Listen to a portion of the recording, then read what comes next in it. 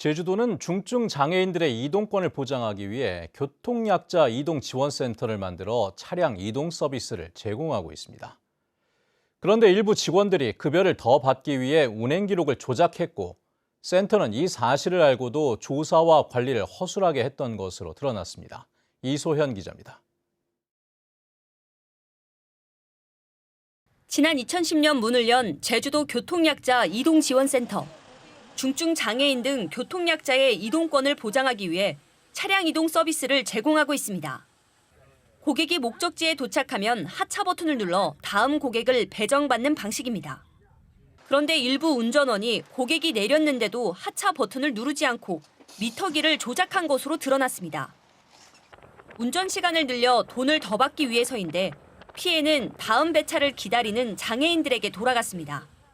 월 실적급을 받고 있습니다. 하차 버튼을 누르지 않으면 승차 시간으로 계속 시간이 올라가서 그 실적급 산정치를 올려서 부당 이득을 보는 거죠. 교통약자 지원센터가 작년 9월부터 이 사실을 알았지만 조사와 관리를 허술하게 했다는 지적이 도의회 예산심사에서 나왔습니다. 특히 올해 3월에는 내부 직원의 제보도 있었는데 2달 후에 나흘치 운행 기록만 조사해 의심 사례 한 건으로 보고했다는 겁니다. 올해 3월 달에 이미 그 제보가 들어갔는데 그러면 상식적으로 제보가 들어가기 전에 치를 조사해야 되지 않겠습니까? 제주도는 미터기 조작을 알게 된 지 얼마 되지 않았고 조사 대상 기간을 작년 1월로 확대해 전수조사를 진행하고 있다고 해명했습니다. 전수조사 내용들에 대해서 철저히 좀 분석을 하고요. 내부적으로 조금 통제를 할 수 있는 규정들이 미비한 게 있는지 한번 둘러봐가지고 전체적으로 한번 다 조정할 수 있도록 그렇게 하겠습니다. 지난 2010년 설립돼 한 해 평균 중증 장애인 8천여 명이 이용하고 있는 제주도 교통약자 지원센터. 올해 113억 원의 보조금이 지원됐고 내년에도 131억 원의 예산이 편성됐습니다. MBC 뉴스 이소연입니다. 국내 최초로 시도했던 서귀포 민간협력의원이 의사를 구하지 못해 결국 무산됐습니다. 대안으로 서귀포시가 비용을 지원하고 서귀포의료원이 위탁 운영하는 공공협력의원이 추진됩니다. 박주영 기자입니다.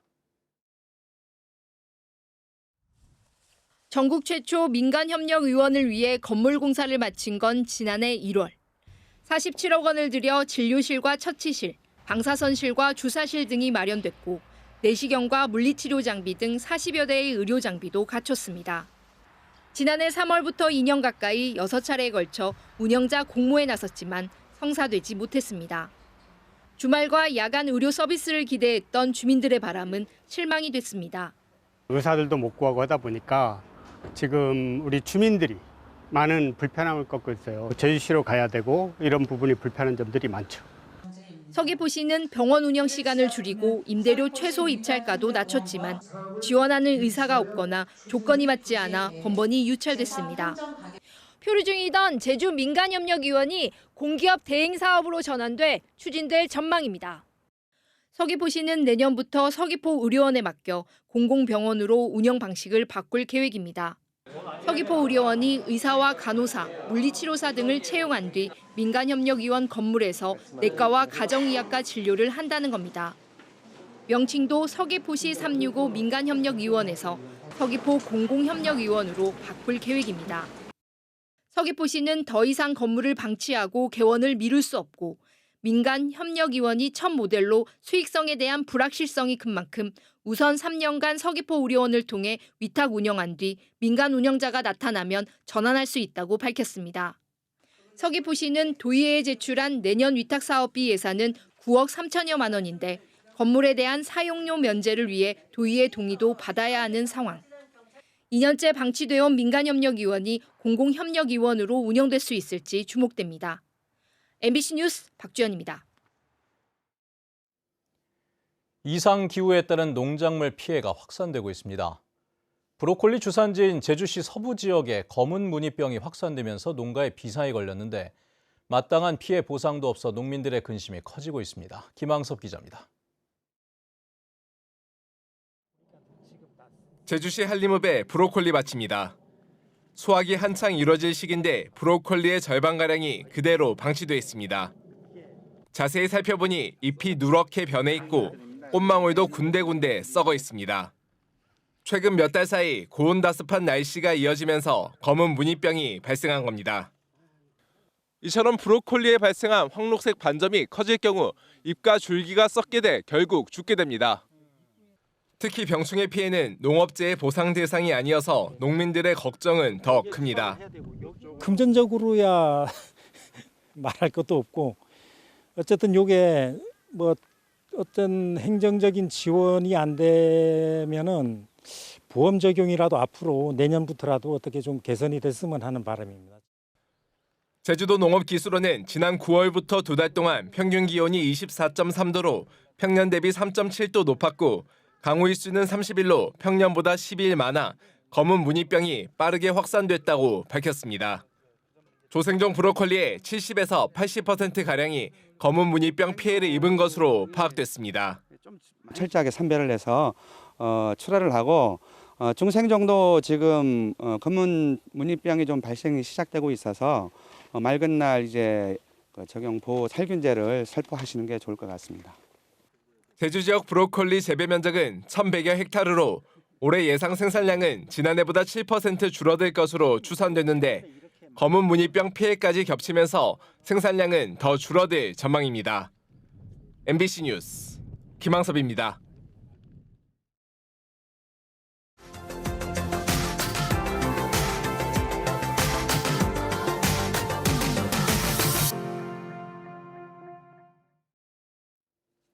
미역이나 김 같은 해조류는 지구의 탄소를 줄이고 어민들의 소득도 늘릴 수 있는 수산자원으로 각광을 받고 있습니다. 주로 남해안에서 생산되던 미역 양식을 강원도 동해안에서도 본격적으로 시작했다고 하는데요. 이준호 기자가 전해드립니다. 강릉 사천면 앞바다, 100m 길이 정사각형의 모양을 이룬 부표들이 둥둥 떠 있습니다.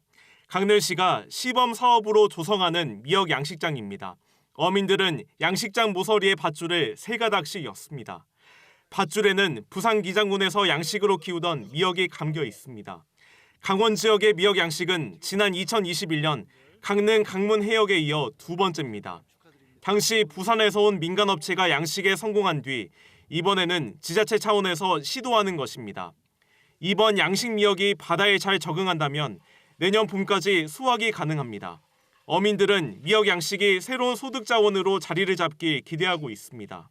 2개월만 지나면 뭐 생산 결과가 나온다 하니까 좋은 결과가 있으리라고 저희들은 확신하고 있습니다. 강릉시는 올해 사천면을 시작으로 3곳에 더 미역 양식장을 조성할 계획입니다. 강문, 경포사근진, 정동진에서 사업이 진행되고 있습니다. 각 해역 특성에 맞는 해조류 종자를 양식할 수 있도록 지원하여 그러나 동해에서 미역을 대량 생산하기 위해선 해결해야 할 과제가 적지 않습니다.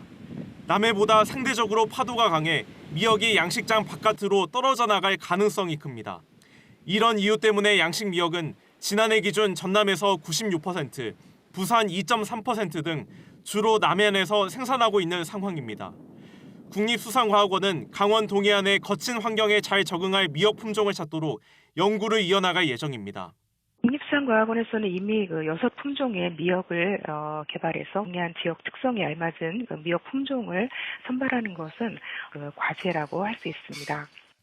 강릉시는 이번 미역 양식의 성공 여부에 따라 내년에 양식장 확대 규모를 정할 예정입니다. MBC 뉴스 이준호입니다.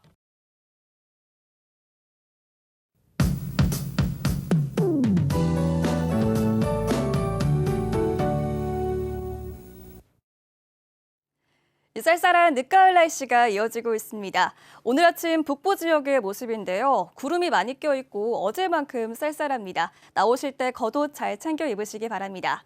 낮부터는 기온이 차츰 오르면서 포근해질 텐데요. 어제 낮보다 3도가량 올라서 한낮에는 17도까지 오르겠습니다. 오늘 중국 중부지방에 위치한 고기압의 가장자리에 들겠습니다. 아침에는 흐리지만 한낮에는 구름 낀 가운데 맑은 날씨를 보이겠고요. 제주도의 미세먼지 농도는 보통 수준을 보이겠습니다.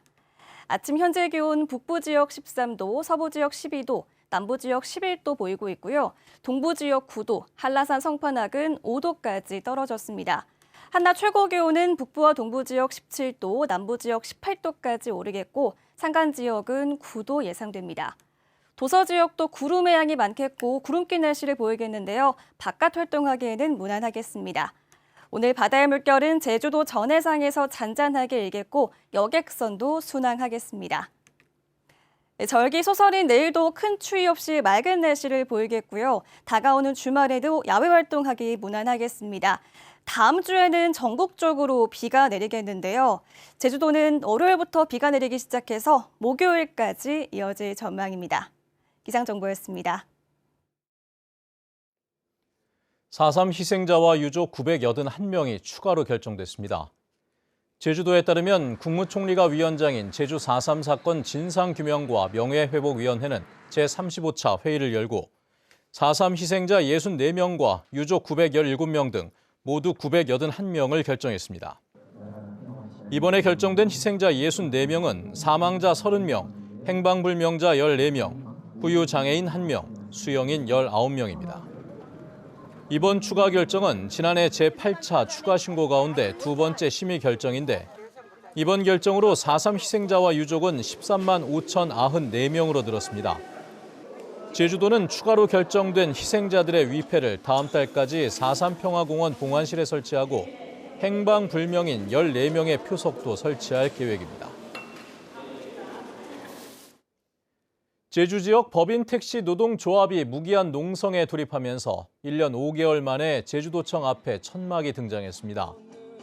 민주노총 소속 택시지부 제주지회는 제주도청 맞은편 인도에 천막을 치고 택시요금 적정 운송 원가 마련 등을 요구하며 무기한 농성에 들어갔습니다.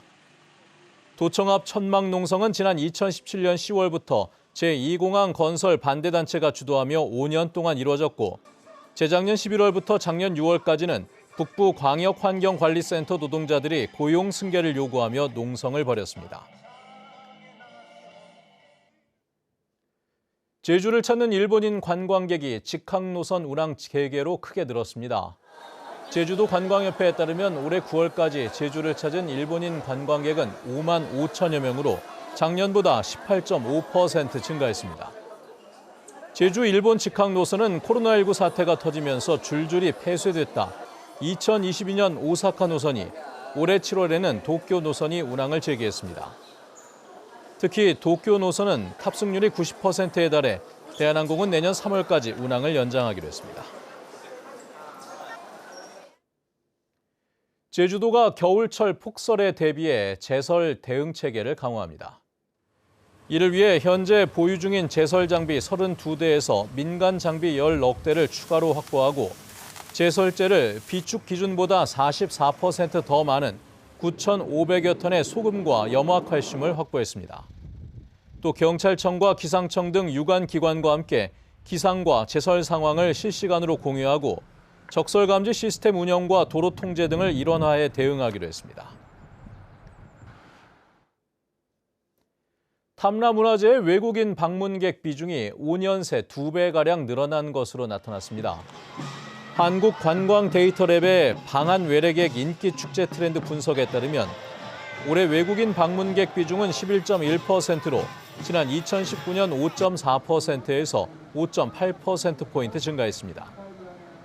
특히 중화권과 미국인 방문객에게 인기를 끌었는데 중국인의 경우 주요 방문 축제 1위로 탐라 문화재를 꼽았습니다. 한국관광데이터랩은 탐라 문화재가 지역 특성을 살린 축제로 올해 문화체육관광부 예비축제로 지정되며 외국인의 관심을 모았다고 평가했습니다. 마라도 해양도립공원이 옛 신해원 유한회사가 개발했던 송악산 일대까지 확대될 전망입니다. 마라도 해양도립공원 공원계획 변경 용역팀은 중간 보고회에서 송악산 외곽 지역이 자연경관과 역사 문화적 가치가 높다며 공원 자연환경지구로 지정하고 마라 해양도립공원 육상구로 편입해 보호 관리하는 방안을 제시했습니다. 해당 구역은 중국 부동산 개발 회사인 신해원이 뉴 오션타운 개발 사업을 추진했던 부지의 일부로 9만 2천여 제곱미터입니다. 용역진은 또 장기적으로 송악산 입장을 유료화하는 방안을 검토할 필요가 있다고 덧붙였습니다. 침몰한 금성호의 실종자를 찾기 위한 수색 작업이 14일째 이어지고 있지만 추가 실종자는 발견되지 않고 있습니다. 해경은 어제 오전 해경 특수구조단과 해군의 무인 로봇을 사고 해역에 투입해 수중 수색을 벌였지만 실종자의 흔적은 찾지 못했습니다. 민간 잠수사용 바지선은 사고 해역 기상 악화로 애월항으로 대피했습니다. 해경은 오늘 바지선을 사고 해역으로 보내 고정 작업을 진행하고 민간 잠수사를 투입해 침몰한 선체 주위를 탐색한 뒤 그물 제거와 선체 수색에 나설 방침입니다.